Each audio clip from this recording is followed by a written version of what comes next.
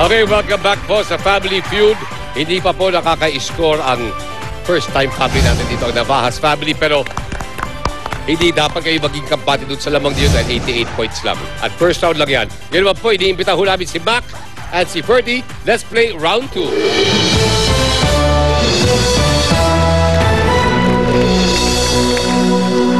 Okay. Ayan. Ibig sabihin yan, dito sa round na ito, bigyan mo sa akin yung top answer, bibigyan namin kayo ng 5,000 pesos. Nag-survey kami ng 100 Pinoy, top 7 answers ang nasa board. Ang tanong, ano-ano ang pwedeng makita sa bukid? Mac? Palay, pwede? Okay, palay. Palay! Pananim, okay.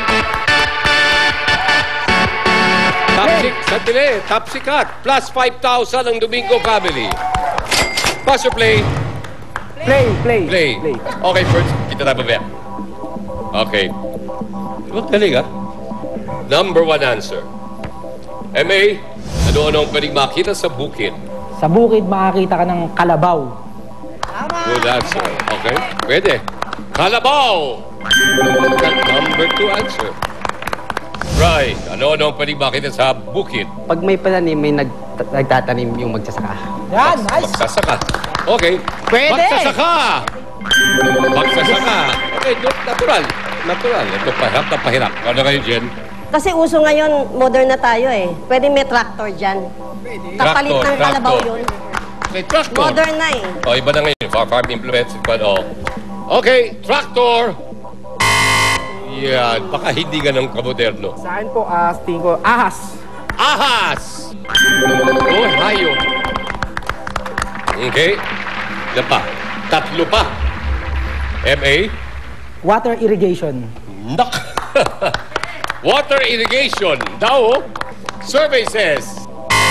Uy, di ba? Okay, right. Baka lang. Baka lang.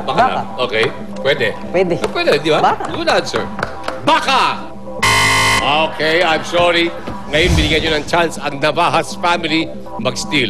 Wow! Tingin mo. Tingin ko, madalas ko nakikita yung mga lagi nakaganon. Scarecrow. Karen? May mga dayami. Dayami. Ferdy? Minsan may puno. Puno. Pilapil. Puno, okay. Chit? Puno na lang kasi yung bukid hindi makikumpleto kung wala silang papahingaan yung So, kailangan talaga ng puno. Puno Okay, na lang. puno. Kung sakasakaling tama kayo, Puno na lang. second round ay mapupunta sa ating Navahas family. Di lang yun, lalamangan ko nyo ang ating Domingo family. Puno! Survey says...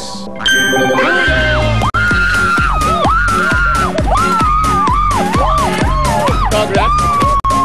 Ano question number 5? Damo. Number 4. Ibon. Okay. Eto, bumawi. Binawian kayo ng ating Navahas family. Pagkatapos po 2 round, ay lamang pa naman ang ating Domingo family. Pero lumiit lang po ang kanilang lamang. Ngayon, kung kayo po ay nagtataka doon, paano kaya ang isinagot ng ibang aming na survey? Eto na po. Ano ang karaniwang nakikita sa bukid? Traktora! Volleyball court. Di man siya bride, libre